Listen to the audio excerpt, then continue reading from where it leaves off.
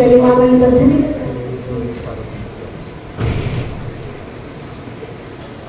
चार पंक्तियों से बात शुरू करती हूँ कि जब हम सब संकट में होते हैं तो ईश्वर को याद करते हैं, किंतु जब हमारे आराध्य स्वयं संकट में होते हैं तब वे किनका स्मरण करते हैं। पंक्तियां देखें। सबको अपने प्राण दिखाई देते हैं, केवल प्रभु ही त्राण दिखाई देते हैं, किंतु पड़े हो प्रभु स्वयं जब संकट में, किंतु पड़े हो प्रभु स्वयं जब संकट में, तब केवल हनुमान दिखाई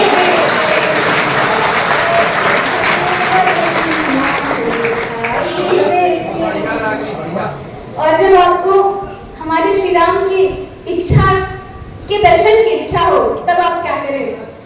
चार पंक्तियों में संदेश देखें कि कर्मों के परिणाम प्रकट हो जाते हैं, तीर्थ में निधाम प्रकट हो जाते हैं, जब जब हनुमत नाम पुकारा जाता है, स्वयं हमारे राम प्रकट हो जाते हैं, स्वयं हमारे राम प्रकट हो जाते हैं। और राम कभी अकेले प्रकट नहीं होते, माता जानकी सदैव उनके साथ होती हैं। और माता जानकी क्या है, चार पंक्तियों में देखिए। दृढ़ प्रतिज्ञा की जैसी अटल जानकी, दृढ़ प्रतिज्ञा की जैसी अटल जानकी, मान मातृत्व जैसी सरल जानकी, आत्मरक्षा को तिनका भी काफी जिन्हें, आत्मरक्षा को तिनका भी काफी जिन्हें, राम की साधनाओं का फल जानकी। और इनमें कल्पना है कि जब रावण को यह आभास होता है कि उसने स्वयं माता जगदम्बा का हरण कर लिया है, तब वह माता के पास जाकर खिलाड़ी में कुछ पूछते हैं। क्या पूछते हैं, कल्पना है, छंद के माध्यम से प्रेषित करती हूँ। जनक दुलारी सिया हरण तुम्हारा किया, काहे नहीं माई मुझे फिर शाप देती हो, कोमल कपाल भाल पर नेत्र दो कराल, आप ही तो माई सूर्य को भी ताप देती हो, चरव अचल चाहे नखत निकल तारे, चरव अचल चाहे नखत निकल तारे, सरिता भी बहे जब पाट आप देती हो, वीर हो सबल भी हो राम सी प्रबल भी हो, फिर मुझे काहे नहीं तारे आप देती हो।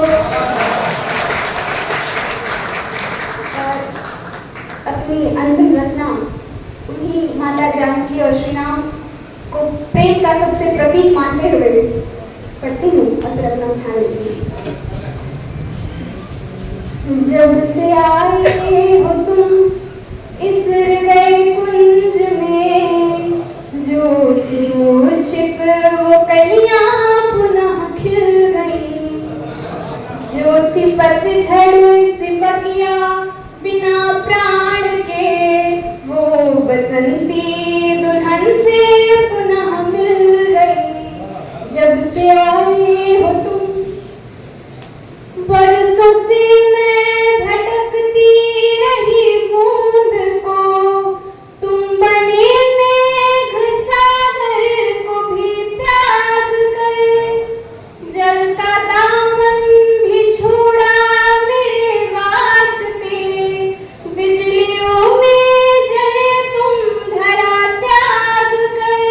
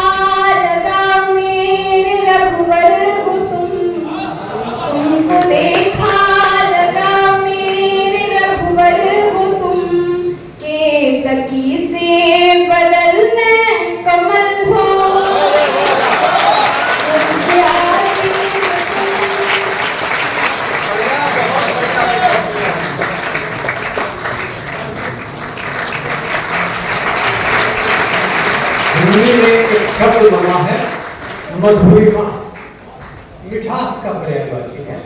मैं समझता हूँ वह मधुरिमा, जिसको मार्दव कहे, माधुर्य कहे, वह सब उसके कंठ में इस तरह से विराजता है कि उस मधुरिमा की गूंज आस्वाद बनकर हमारे हृदय तक उतर जाती है।